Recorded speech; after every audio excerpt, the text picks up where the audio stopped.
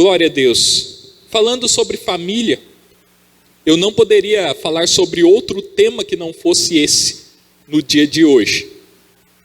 Principalmente porque hoje é Dia das Mães.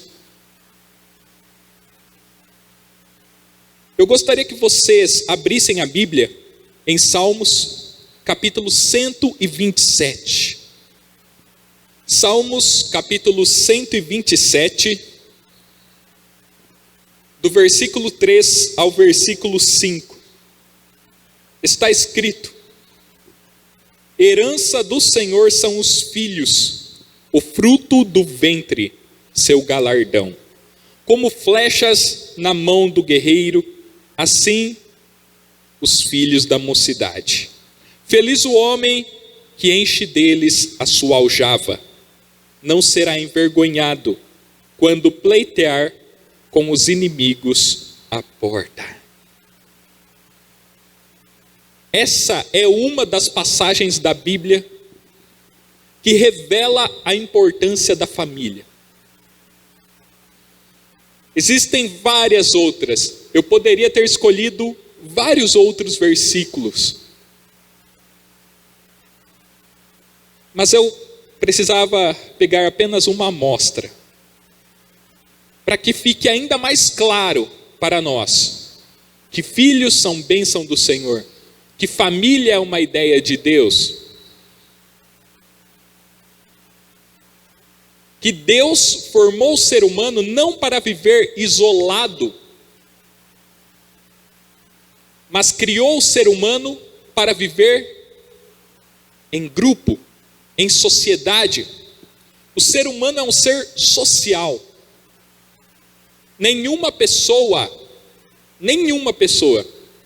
é capaz de se autocriar e de viver exclusivamente com suas próprias forças. Gente precisa de gente. Pessoas precisam se relacionar com outras pessoas. Eu ouço muitas pessoas falarem, às vezes: eu não preciso de ninguém, eu sou mais eu. Calma. Precisamos tomar cuidado com esse discurso arrogante, porque um dia alguém precisou cuidar de você, te alimentar, te limpar. Se isso não tivesse acontecido, você não estaria aqui. Algum ser humano, ainda que com todas as suas imperfeições, com todas as suas maluquices, cuidou de você. Cuidou de mim. Nem o primeiro ser humano foi capaz de se autocriar e de viver por conta própria. O único que pode afirmar eu sou, sem precisar de ninguém, é Deus. Ele é o grande eu sou. Ele não precisa de outras pessoas, ele não precisa de alimento, ele não precisa de nada exterior a ele. Ele é. Ponto. Mas nós não. O nosso eu é condicional. Nós precisamos de outras pessoas, precisamos de alimento, precisamos de abrigo e, acima de tudo, precisamos de Deus. Porque nele nos movemos, nele existimos, nele somos. Para você poder dizer eu sou, você precisa de um grande eu sou por trás de você. Então o ser humano precisa de outras pessoas e, acima de tudo, precisa de Deus. E um ambiente preparado por Deus para que essa relação acontecesse da melhor forma foi a família. Deus preparou a família para ser uma expressão de sua glória e para que o ser humano tivesse essa necessidade de convivência, de relacionamento satisfeita. Infelizmente, Todo mundo aqui sabe que a família tem sofrido grandes ataques ao longo da história. Porque tudo aquilo que Deus cria, o diabo tenta corromper. Tudo. Por exemplo, a música. A música já existia antes mesmo da criação do mundo e vai continuar existindo no céu. Música é uma coisa divina. Mas vem o diabo e corrompe a música. E gera a música pervertida, ruim, que rebaixa as pessoas. Assim é com tudo que Deus faz. O diabo é um invejoso. E ele fez isso com a família. Família, uma ideia de Deus, o diabo tentou corromper e vem atacando esse núcleo já há muito tempo. Muitas transformações aconteceram no mundo, principalmente do século XVIII para cá. Muitas transformações. E essas transformações têm gerado impacto na família. Por exemplo, um pouquinho de história aqui. Lá no século XVIII, aconteceu a Revolução Industrial. Começaram a surgir as indústrias, as cidades começaram a crescer. Tudo isso teve seu bom impacto na vida das pessoas, mas também trouxe vários problemas. Um dos problemas é o seguinte: desde a Revolução Industrial, as famílias começaram a se quebrar em núcleos cada vez menores.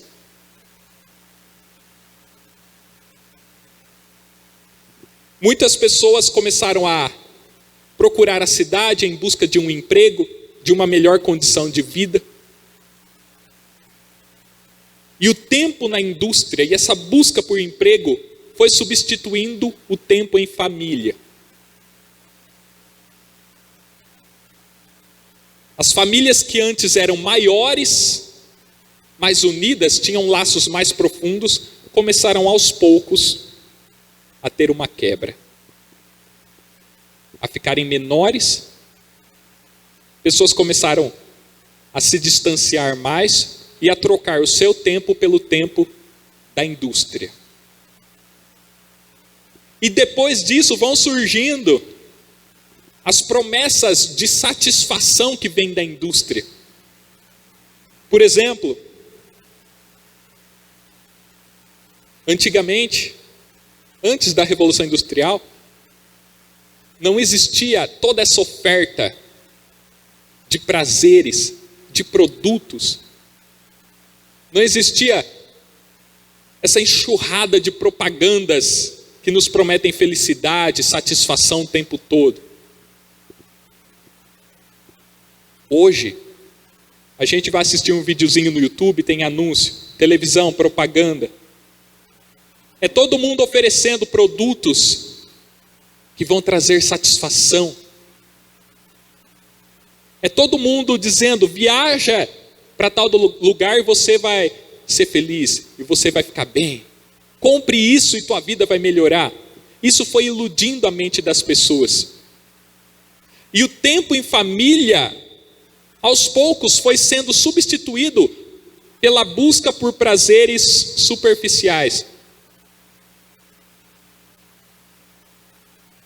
Muitas pessoas hoje se reúnem para comer um churrasco juntas, para dar uma volta no shopping,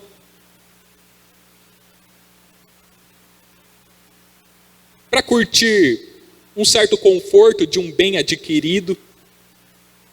E aos poucos, não estou falando que tudo isso é ruim, me entendam, mas aos poucos tudo isso vai iludindo, seduzindo, e as coisas mais importantes que deveriam ocupar o tempo dentro do lar vão ficando de lado.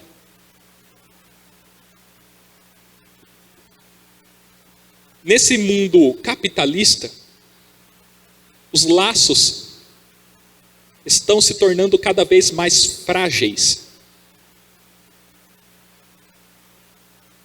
Nesse mundo consumista, o que acontece? A gente quer sempre o novo lançamento, a gente quer sempre o produto mais bonito. A nova versão vai me satisfazer mais do que a versão anterior. E a gente quer comprar mais e melhor, mais e melhor. Isso impacta a forma de ser das pessoas, porque as relações também vão se tornando mais frágeis e líquidas. E pessoas começam a trocar de pessoas, a trocar de amigos, de marido ou de mulher, como se troca de celular, como se troca de roupa. Os laços vão ficando mais frágeis, porque sempre tem uma promessa de que aquela mulher é melhor do que a sua, aquele marido é melhor do que o rústico do seu marido. Esse incentivo a uma busca hedonista, uma busca por prazer o tempo todo, cega as pessoas. E as pessoas vão se afastando da verdadeira fonte de prazer, buscando o prazer da propaganda, o prazer oferecido pela indústria cultural, pela indústria de bens. Então a gente vê hoje, mais do que nunca, no passado isso já existiu, bastante, mas hoje mais do que nunca, casamentos terminando, pessoas trocando, como diz o sociólogo Zygmunt Bauman, pessoas desenvolvendo relacionamentos de bolso. Hora que eu preciso eu uso, hora que eu não preciso eu coloco dentro do bolso. E eu tenho percebido muitos relacionamentos começando dessa forma. Então toda essa transformação no mundo da indústria do comércio, que trouxe seu lado bom, também trouxe esse efeito colateral, influenciou a família, quebrando a família em vários pequenos núcleos e levando as pessoas a acreditarem num prazer irreal, levando as pessoas ao desenvolvimento de relações superficiais, frágeis, ao invés de formarem relações sólidas. Outra coisa que aconteceu e que mexeu também com o mundo foi uma revolução que foi uma desgraça na humanidade. E a escola teima em ensinar que ela foi boa. Uma das coisas que se ensina na escola é que a Revolução Francesa foi uma maravilha para o mundo. Liberdade, igualdade, fraternidade, olha que maravilha.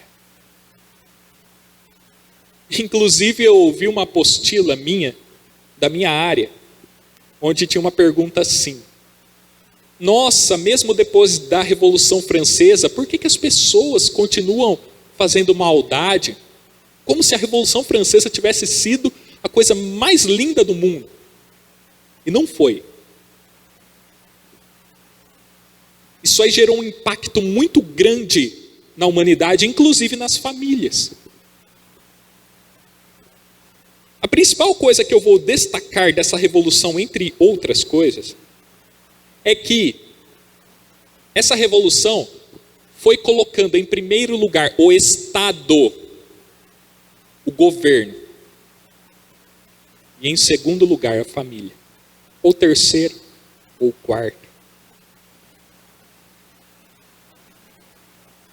Após essa revolução, cresceu um negócio chamado controle do Estado, burocracia de governo. E muitas pessoas hoje estão delegando o papel de educar para o Estado. Muitos pais estão jogando seus filhos na escola, esperando que a escola os eduque.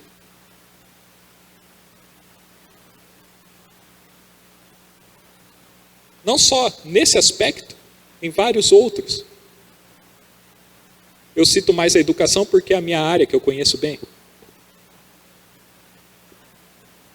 Nós não podemos deixar que o governo mande naquilo que ele não pode mandar. O que estão ensinando para nossos filhos? Que valores têm sido propagados pelo Estado? Precisamos ter cuidado. Então essa revolução também mexeu com o mundo, mexeu com a forma de pensar das pessoas. Pessoas começaram a acreditar cada vez mais no governo. E isso vai invertendo aquilo que nós entendemos que é o mais adequado. Nós, como cristãos, sabemos que a fonte do prazer, a fonte da educação, a fonte do entendimento, da sabedoria é Deus. É a palavra de Deus. E nós, como igreja do Senhor, nós, chefes de família, somos os responsáveis por viver Deus, por ensinar Deus aos nossos filhos, por multiplicar a semente que Deus colocou em nossas mãos. O que me dá um certo conforto quando eu falo de Estado é que dentro da escola ainda tem pessoas boas. E que muitas vezes deixam de lado o que os governos querem e fazem ali dentro um trabalho muito bonito. A Fabíola trabalha em escola. A Cláudia trabalha na escola. Eu sou professor, não sei se tem mais alguém aqui que trabalha nesse ambiente. E eu agradeço a Deus porque ali dentro, mesmo com todas essas amarras impostas pelo governo, mesmo com todos esses conteúdos malditos, tem pessoas que estão ali dentro, filtrando isso, protegendo as crianças e buscando colocar ali uma semente de Deus na vida dessas pessoas. E fazendo um trabalho decente ali dentro. Aqui eu acho importante destacar também, nós como igreja precisamos ocupar os espaços da sociedade. A igreja precisa estar na escola. A igreja precisa estar nos mais diferentes ambientes, agindo. Nós precisamos levantar a bandeira de Cristo em todos os lugares onde Deus nos colocar. O futuro das crianças, o futuro das famílias, depende muito da gente, da igreja de Cristo. Enfim, vou tentar não me estender muito mais daqui em diante. Eu tinha programado falar 3 minutos sobre essa introdução, e já falei quase a mensagem toda a respeito disso. Então, muitas transformações foram acontecendo no mundo, e tudo isso foi gerando um impacto nas famílias, gerando famílias frágeis. E famílias frágeis se tornam vítimas mais fáceis para o inimigo. Muitas transformações foram desestruturando famílias, confundindo famílias, apequenando as famílias, e aí o inimigo fica com o caminho aberto para agir. Aqui eu vou falar uma coisa para vocês, não sejam tolos. A elite que manda no mundo, a elite globalista que manda no mundo, ela prega contra, por exemplo, o patriarcado. Faz campanhas e mais campanhas contra o patriarcado. Contra a figura do pai dentro da família. E algumas mulheres acham isso lindo. Elas não percebem que elas também estão sendo atacadas. Elas não estão tendo a dimensão do quanto isso é perigoso para elas. E algumas mulheres, quando percebem esse pessoal atacando a figura masculina, elas começam a se sentir empoderadas. Olha que maravilha.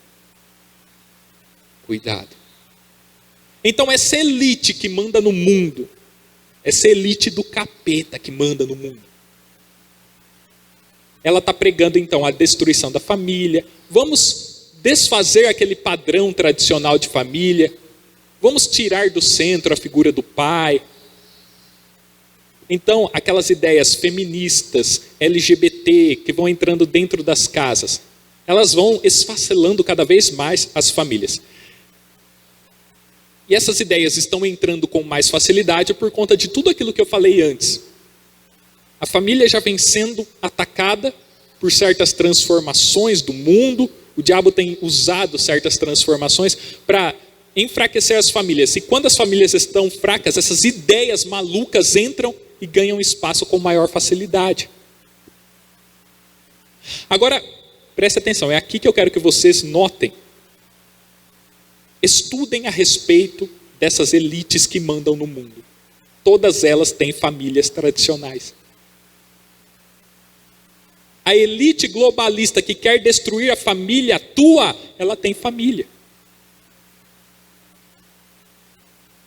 São dinastias muito bem preparadas, de forma tradicional. Porque o diabo sabe que o modelo que funciona é o modelo que Deus criou.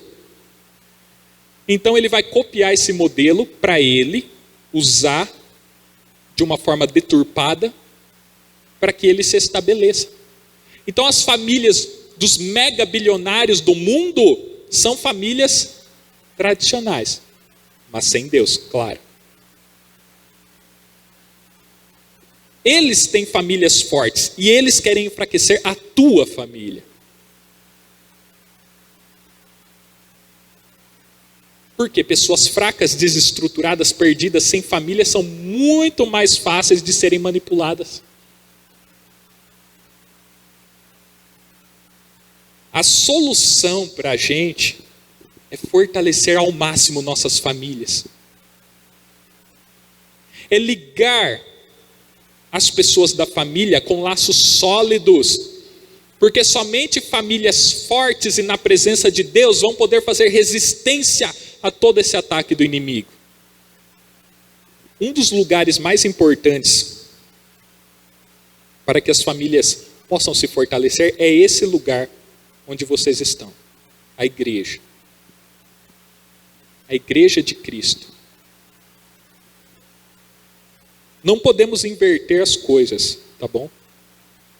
Cristo é o cabeça da igreja.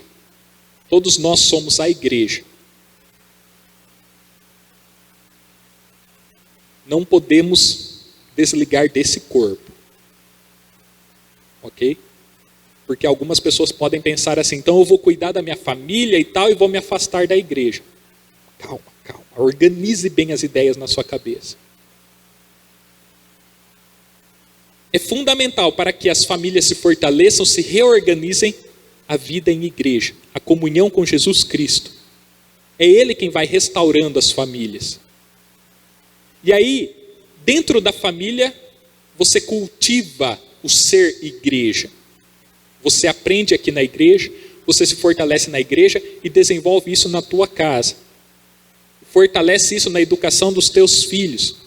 Porque o seu filho vai ouvir muito mais você do que o pastor da igreja. Você, pai, você, mãe, são a referência dos filhos. Então você vem para a igreja, escuta o que foi ensinado aqui e aplica no dia a dia na formação da tua família.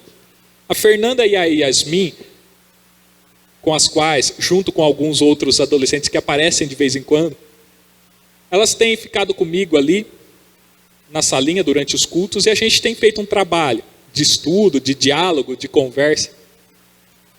Porque eu entendi que com o adolescente a gente tem que desenvolver um serviço especial. A gente tem que entender a fase de cada pessoa. E ali elas contam as experiências que elas vivem em família. Cultinho dentro de casa, oração. assistir coisas que acrescentam. Elas comentam as orientações que a Cláudia, que o Fernando dão para elas.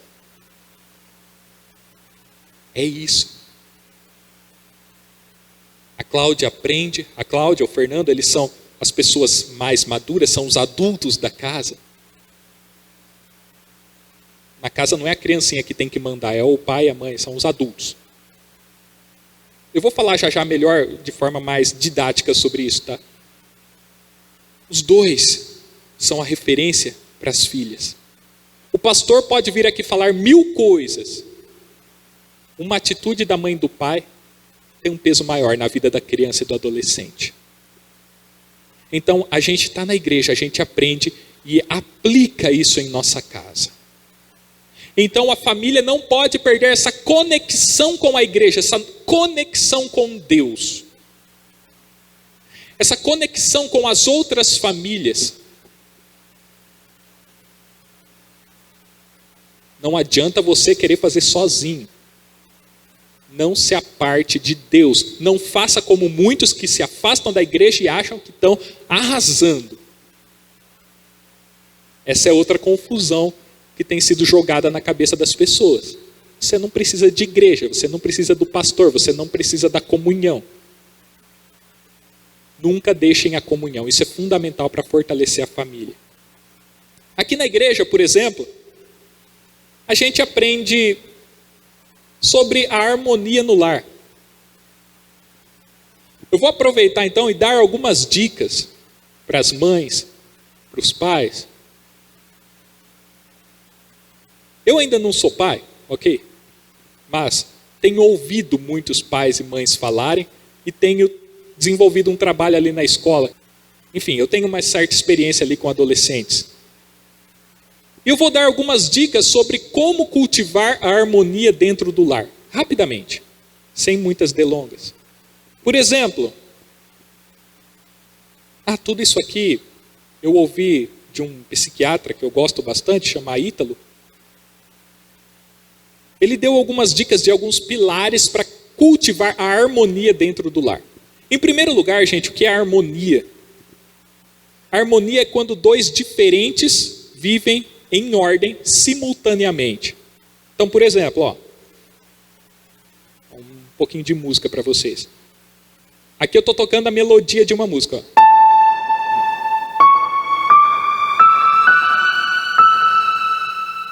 Uma melodia da música Agnus Dei.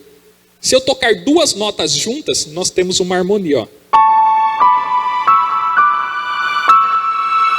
Ficou bonito, não ficou? 2 notas juntas, bem encaixadas. Agora, se eu fizer isso aqui, ficou bonito? Desligou. Nem o teclado gostou. Eu tenho que saber como encaixar as notas para a música ficar bonita. Isso é harmonia. Os diferentes andando juntos em ordem. E família, ela tem ali indivíduos diferentes. Por mais que sejam do mesmo sangue, da mesma igreja, são pessoas diferentes. Pessoa é pessoa. Cada uma tem seu temperamento. Umas são mais coléricas, outras mais fleumáticas. Umas mais quietinhas, outras mais agitadas. Cada pessoa tem seu jeito, sua personalidade, seu jeito de ser. E dentro de casa, às vezes, é meio complicado para gerenciar isso. Não é simples. Então, esse psicólogo deu algumas dicas. Por exemplo, a primeira coisa na hora de lidar com os filhos é fortalecer os hábitos básicos. O que é isso? São 4 necessidades que as pessoas têm: sono, alimentação, higiene e ordem. Vocês que têm filhos ou quem trabalha em escola, sabe como é difícil dar uma aula se o aluno está com sono, se ele não dormiu. Ele fica irritado, ele fica nervoso. E a gente percebe as crianças em casa, até a gente que é mais velhinho, a gente fica irritado quando está com sono, não conseguiu dormir direito. O sono é uma necessidade. Às vezes teu filho está irritado, está nervoso, porque ele não está dormindo bem. Então, leve essa criança a ter um bom sono. Outro exemplo, a alimentação. Aluno com fome é um terror na escola. Professor, que hora vai chegar o recreio? Eu quero meu lanche. Ai meu Deus, eu estou com fome. E tem aluno que só come na escola. Tem aluno que tem dificuldade em casa, que a escola é a salvação para ele ali, na alimentação. Repito, família desestruturada e o governo se mostrando como provedor. Enfim, acaba ficando assim, né? Quando a pessoa está com fome, cara, ela fica irritada. Eu fico. Quando eu estou viajando e eu estou com fome, não acho um lugar para parar, aquilo vai me dando um desespero. Quando a gente está sujo, a gente não tomou banho, a gente está encardido ali, a gente fica irritado. Ou quando o ambiente está uma desordem, isso mexe também com a nossa alma, com o nosso comportamento. Então, o primeiro passo que o psicólogo ensina para as pessoas: cuidem desses elementos dentro da casa. Sono, alimentação, higiene e ordem. Eu acredito que um ambiente totalmente desordenado, bagunçado, todo sujo, ele prejudica a formação da personalidade, prejudica o comportamento. Então, cultivar isso. Talvez aqui que está o problema na tua casa. A criancinha, por exemplo, ela não entende a abstração do relógio. Ela acorda, está começando a aprender as coisas ainda. Ela vai marcando assim: agora eu vou comer, agora eu vou brincar. Ela vai marcando o tempo dessa forma, uma sucessão de acontecimentos. Se você não vai estabelecendo essa ordem para a criança, ela fica perdida. Enfim, esse é o primeiro passo.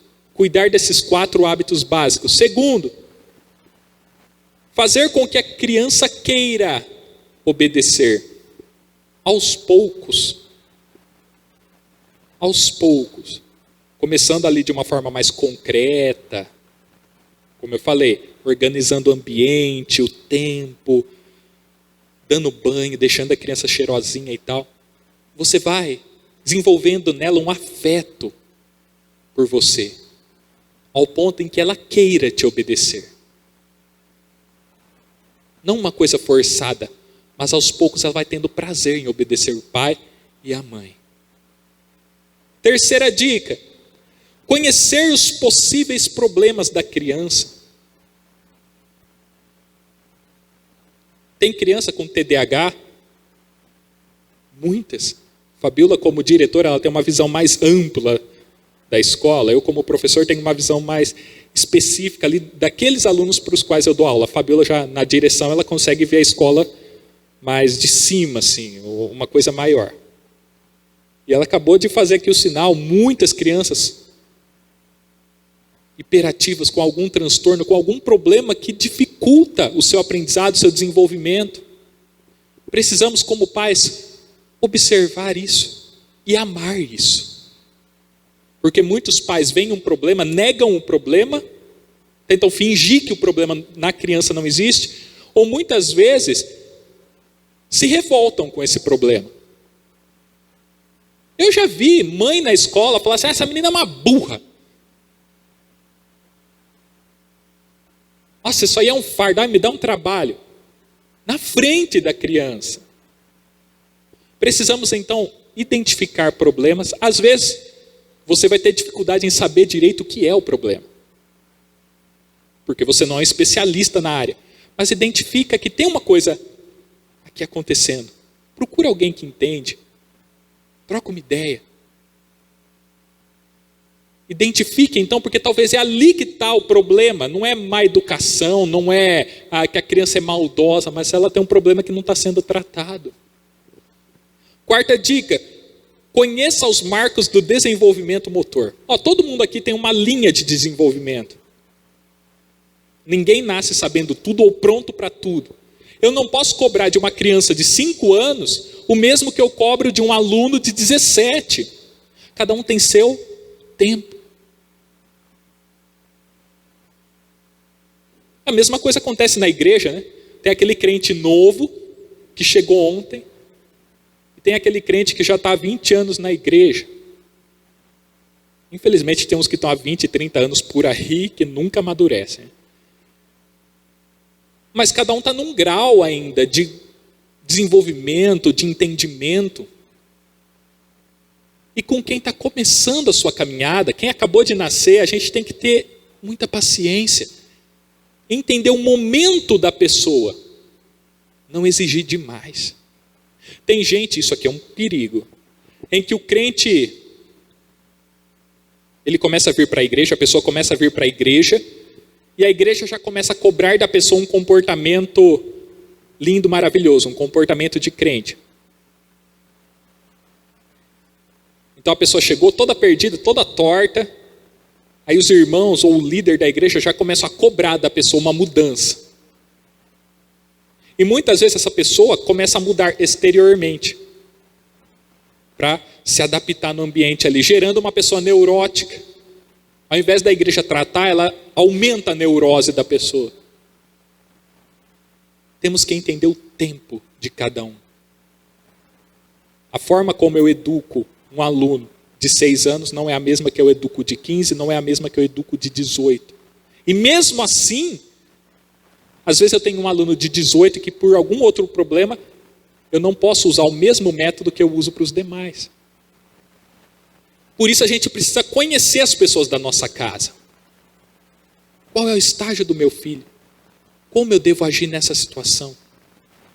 Eu não posso ser simplesmente um ditador de regras, achando que qualquer regra funciona com qualquer pessoa. Eu preciso conhecer a individualidade de cada um.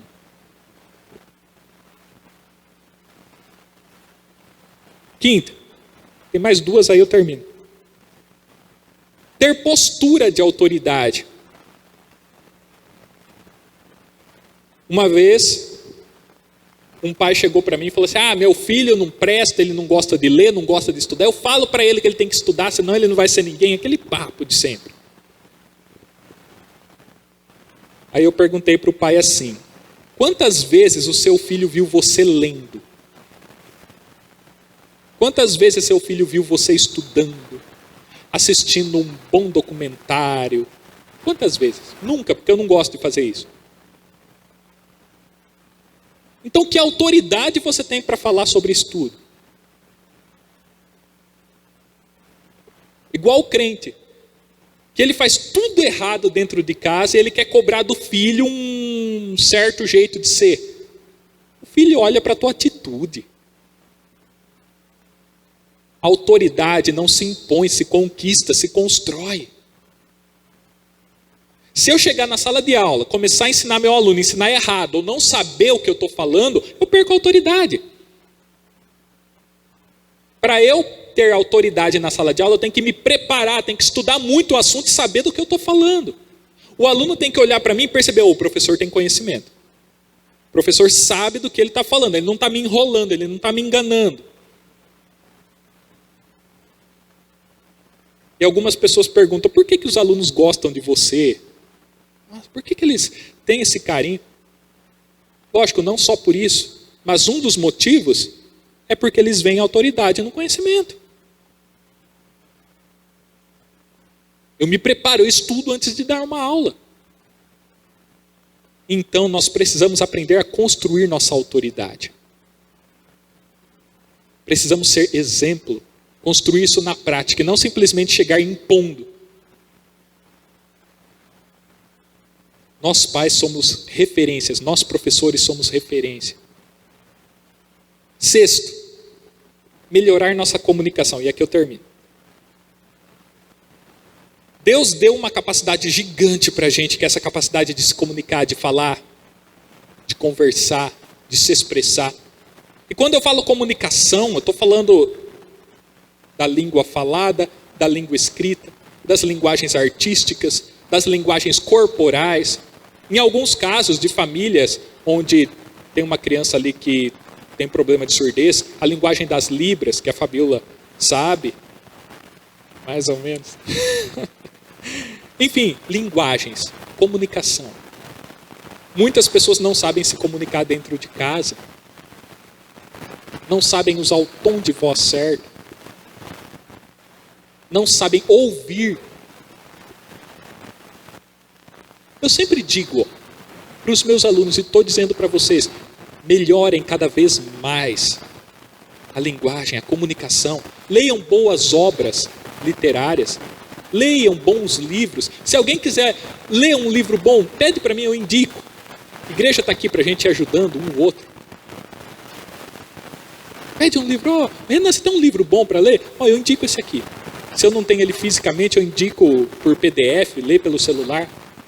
Melhorem a comunicação, leiam bastante, para que vocês saibam como se expressar, para que vocês entendam melhor o ser humano em geral. Quando você lê boas obras, você aprende a interpretar melhor o outro. Você vai saindo da sua bolha e vai entendendo a outra pessoa. Melhore sua comunicação, treine seus gestos, seus movimentos. Eu faço isso, porque eu não nasci pronto, pelo contrário. Várias vezes eu já dei bola fora nesse sentido. Já gritei com pessoas. Não é, Fabio? Eu estou melhorando, eu não estou pronto nesse sentido. Não sou, o Renan que modelo. Eu vou olhar para o Renan e vou seguir. Cuidado. Mas eu estou tentando. Eu estou lendo, eu estou me aperfeiçoando. Aí os alunos chegam na escola e falam, nossa, professor, você fala bem. Os professores falam, nossa, você fala bem, você se expressa bem. Tem uma professora que outro dia ela não queria dar aula por vergonha de falar na minha frente. Eu falei, cara, treina. Você só vai se expressar bem se você treinar, buscar, aperfeiçoar. Não nasci sabendo, eu não sou gênio. Eu já falei muita besteira aqui na igreja, já me tropecei, já errei. A primeira vez que eu fui pregar, eu preguei 2 minutos, deu um branco, comecei a suar, foi um desastre. Meu pai, quando veio pregar a primeira vez, desmaiou, foi para o hospital. Gente, é normal, a gente é falha, a gente tem limitações. Mas melhorem a forma de se expressar e de entender o outro. Diálogo. Não apenas fale, também escute. Enfim, tudo isso aqui você está ouvindo porque você está onde? Na igreja. Se você estivesse no boteco, na festinha, em qualquer outro lugar agora você não estaria ouvindo isso. Refletindo sobre isso. Concordando ou discordando de mim em alguns pontos, não importa. Mas pelo menos você está tendo um contato com esse assunto, com essa reflexão. Na igreja. Precisamos estar na igreja para nos fortalecermos. A igreja, ela é uma parceira gigante das famílias. Então é isso. Coloquem-se em pé, vamos fazer então uma oração final aqui. Então é isso. Meu objetivo hoje era, resumindo agora, coisa de professor, né? Fazer revisão no fim da aula, coisa impressionante. Fazendo uma revisão aqui. Eu quis mostrar para vocês que o diabo não está para brincadeira. Ele tem usado as transformações que acontecem no mundo, ou até promovido algumas, para bagunçar esse núcleo criado por Deus chamado família. Várias revoluções. Revolução sexual, revolução no mundo aí do comércio, revolução colocando o Estado acima daquilo que não deveria estar, colocando em primeiro lugar o que não deveria estar em primeiro lugar. O diabo está fazendo isso. Ele está fazendo transformações, revoluções, e usando isso para atacar a família, para que seja mais fácil de atacar a alma. Porque o que o diabo quer é a tua alma. Quer levar você para o inferno, você e a tua casa para o inferno. Então ele destrói a família para tocar na tua alma. E nós, cientes disso, precisamos buscar o fortalecimento do nosso espírito, da nossa alma. E para isso, fortalecer a família é fundamental. E para a família ser fortalecida, ela precisa estar em comunhão com Deus. Fechem seus olhos e oremos. Senhor, mais uma vez aqui estamos, porque sabemos da importância da tua casa, da importância desse templo. Sabemos que aqui, ó Deus, não estão pessoas perfeitas, maravilhosas, pessoas que são o cúmulo da santidade. Não. Mas aqui nesse lugar existe uma busca pela verdade. Aqui nesse lugar há louvores que tocam o coração das pessoas e principalmente louvores que tocam o teu coração. Aqui nesse lugar, o ambiente é preparado para falar das coisas de Deus. E essas pessoas que aqui estão, Deus, todos nós, entendemos isso, senão não estaríamos aqui. E Deus, se alguma pessoa está aqui, por um motivo que não seja te buscar, toca o coração dessa pessoa, incomoda agora. E que a partir desse momento essa pessoa comece a querer a tua presença acima de tudo. Muitas pessoas estão indo para as igrejas querendo cargos, querendo autoafirmação, querendo prazeres, querendo arrumar namorado, namorada. Não, Deus, nós queremos acima de tudo estar aqui em comunhão buscando a tua presença. Deus, que nossas famílias sejam abençoadas. Espírito Santo, trabalhe agora em cada lar aqui representado.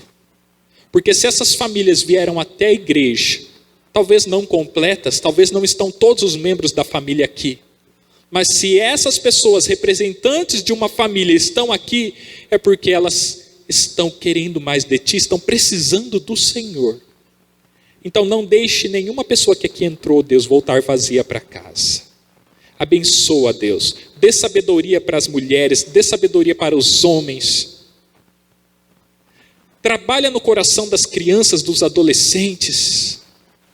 Em nome de Jesus, Senhor, trabalha em cada lar agora. Senhor, que nós possamos nos fortalecer na tua presença para combater todas as revoluções, todas as setas malignas que estão querendo se impor sobre nossas casas. Deus, ajude-nos a perceber onde estão as sujeiras da nossa vida para que a gente limpe. Remova as pedras, remova os espinhos do nosso coração, para que a tua boa semente vire uma boa planta, para que nossas casas sejam lugares frutíferos, produtivos dos frutos do Espírito. Que em nossos lares haja amor, paz, benignidade, mansidão, domínio próprio. Ajude-nos, Deus, porque sem ti nada poderemos.